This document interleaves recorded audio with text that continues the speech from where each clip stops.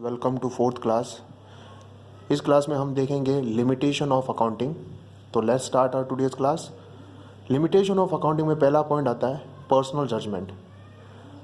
The accountant has to exercise his personal judgement for examples useful life of assets, provision for doubtful debt. पहले यहाँ तक देखते हैं। जैसे कि अपन अकाउंट जब बनाते हैं तो उसके अंदर अपन को डेप्रिसिएशन कैलकुलेट करना होता है। फॉर एग्जांपल मिस्टर ए एक अकाउंटेंट है, उसने एक एसेट्स जिसकी कॉस्ट 10 लाख है, उसकी लाइफ ली उसने 10 ईयर्स। सिमिलरली मिस्टर बी एक अकाउंटेंट है, उसने एक एसेट्स की लाइफ ली फॉर एग्जांपल 20 ईयर्स। ठीक है, तो इन दोनों ने 10 ईयर्स और 20 ईयर्स क्यों लिया? इसलिए लिया क्योंकि उनके जजमेंट के हिसाब से इनका 10 ईयर्स होना चाहिए मिस्टर ए के हिसाब से, और मिस्टर बी के हिसाब से 20 ईयर्स होना चाहिए। तो इन दोनों के लाइफ में डिफरेंस होने के वजह से प्रॉफिट एंड लॉस में जब डेप्रिसिएशन अपन दिखाएंगे तो वो भी डिफरेंस होगा। तो ये क्यों डिफरेंस हो रहा है? प्रॉफिट एंड लॉस जो मिस्टर ए ने प्रिपेयर किया और मिस्टर बी ने प्रिपेयर किया है, वो difference on the basis of the judgement taken by the accountant. अगर दोनों सेम लेते तो डेप्रिसिएशन भी, फॉर एग्जांपल एक एसेट्स की कॉस्ट अपन ले लेते हैं 10 लाख, उसकी लाइफ मिस्टर ए ने ली 10 ईयर्स, तो डिवाइड बाय 10 तो 1 लाख वो 10 साल तक डेप्रिशिएट करेगा। तो प्रॉफिट एंड लॉस में डेबिट में जब अपन डेप्रिसिएशन जो कि आगे अपन टॉपिक कवर करेंगे उसके अंदर, तो वो कितना हो गया 1 लाख से दिखाएंगे। और मिस्टर बी जो 20 ईयर्स लाइफ ले रखा है, उसने क्या किया 10 लाख डिवाइड बाय 20 वो 50,000 अप टू 10 ईयर्स वो डेप्रिशिएट करेगा। तो इन दोनों में प्रॉफिट एंड लॉस में डिफरेंस कितना आएगा 50,000 का। तो ये क्यों आया? Difference in the useful life of assets taken by mister A and mister B. तो ये पर्सनल जजमेंट है। Similarly provision for doubtful debt भी यही केस बताता है। जैसे कि मैं अपने बिजनेस में क्रेडिट सेल किया मैंने, तो डाउटफुल डेट तब अराइज होता है। पहले जैसे देखते हैं डेट तब अराइज होता है जब अपन किसी को क्रेडिट सेल करें। उसने बोला कि मैं 1 साल में दे दूंगा। अगर मेरे को लग रहा है कि 4-5 बार मैंने फ़ोन किया, 4-5 बार मैंने उसको रिमाइंडर लेटर भेजा, तब भी उसने नहीं दिया, तो मेरे को लग रहा है डाउटफुल है मिलना। अभी तक वो कंप्लीटली बैड नहीं हुआ। जब बैड होता है तब उसको बैड डेट कहते हैं। अब ये जब डाउटफुल है, मिल भी सकता है या नहीं भी मिल सकता है, तो आज ही मैं इसको क्या कर सकता हूँ, इसके ऊपर मैं प्रोविजन फॉर डाउटफुल डेट में क्या कर सकता हूँ, क्रिएट कर दूंगा। प्रोविजन फॉर डाउटफुल डेट मैं क्या करूंगा, आज ही मैं प्रॉफिट एंड लॉस में provision for doubtful date create करूंगा, ताकि फ्यूचर में जब ये एक्चुअली जब बैड डेट हो जाए तब मैं इसको प्रोविजन के सामने सेट ऑफ करूं। तो आगे समझ आएगा। अभी तो इतना देर को ये भी पर्सनल जजमेंट है।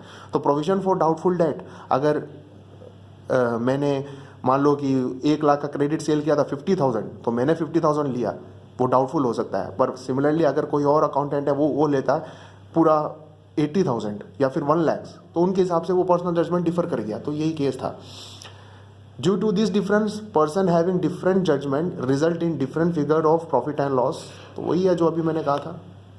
ओके, चलो अब नेक्स्ट पॉइंट देखते हैं अपन। पर्सनल जजमेंट के बाद अपन डायरेक्ट आए बेस्ड ऑन हिस्टोरिकल कॉस्ट। जैसे कि जब अपन डेप्रिसिएशन लगाते हैं तब अपन एसेट्स का कॉस्ट जो है करंट मार्केट प्राइस नहीं लेते, बल्कि जो ओरिजिनल कॉस्ट है वो ही लेते हैं। तो changes in the current price levels of assets जो अपन लेते हैं वो ओल्ड कॉस्ट पे लेते हैं, ना कि जो करंट प्राइस जो मार्केट में चल रहा है। तो इस वजह से क्या होगा, जो करंट प्राइस चल रहा है वो अपने अकाउंट्स में रिफ्लेक्ट नहीं हो पाएगा। जैसे कि इधर लिख रखा है, जैसे कि मैंने जब खरीदा था तब 10 लाख था, अब अभी मार्केट में चल रहा है उसकी कॉस्ट 12 लाख, तो ये 12 लाख कोई यूज़ नहीं है उसकी, सिर्फ 10 लाख पे ऊपर अपन क्या करेंगे डेप्रिसिएशन। तो ये बेस्ड ऑन हिस्टोरिकल कॉस्ट होने की वजह से मेरा करंट लेवल में क्या चेंज हो रहा है वो पता नहीं चलेगा।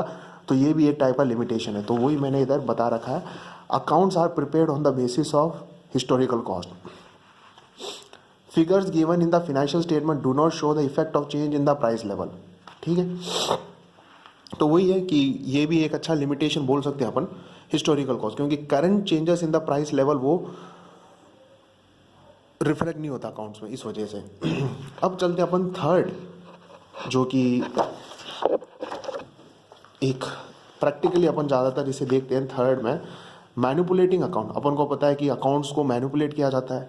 फॉर एग्जांपल मेरा जैसे कि मेरे को अपना प्रॉफिट गिराना है, तो मैं क्या करूँगा, मैं अपना अननेसेसरी एक्सपेंस को बढ़ा दूंगा या फिर परचेज को ओवर वैल्यूड दिखा दूंगा। और अगर जैसे कि क्लोजिंग स्टॉक पे लोन लेना है तो क्लोजिंग स्टॉक की वैल्यू में बढ़ा के दिखा दूंगा। तो ऐसा मैनिपुलेशन अपन प्रैक्टिकली बहुत देखते हैं। तो मैनिपुलेटिंग अकाउंट भी एक अच्छा एग्जांपल, एक अच्छा पॉइंट बोल सकते हैं अपन लिमिटेशन के। जैसे कि लिखा है इसमें, फिनेंशियल स्टेटमेंट में disclose a favourable position than the actual position. जो एक्चुअल पोजीशन है वो और कुछ होगा, बट अपन को कुछ बेनिफिट चाहिए कि अपन फेवरेबल पोजीशन दिखा दे। जैसे एग्जांपल है क्लोजिंग स्टॉक में भी ओवर वैल्यू, जैसा अभी पता है ना क्लोजिंग स्टॉक वाला। नेक्स्ट पॉइंट है नो क्वालिटेटिव इन्फॉर्मेशन। मेरे को पता है कि अकाउंट जो है वो mainly in terms of money, जैसे अपन पहले क्लास में पढ़ा, अपन ने देखा था कि इन टर्म्स ऑफ मनी से रिलेटेड ट्रांजैक्शन और इवेंट अपन लेते हैं।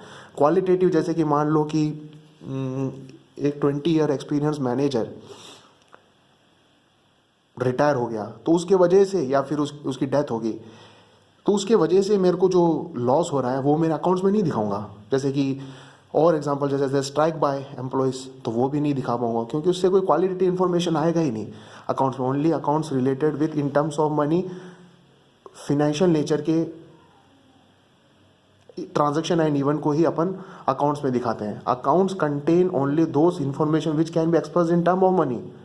एग्जाम्पल मतलब टर्म ऑफ मनी वाले ही दिखाते हैं। अब जो क्वालिटेटिव इन्फॉर्मेशन है उसके एग्जाम्पल दे रखे हैं।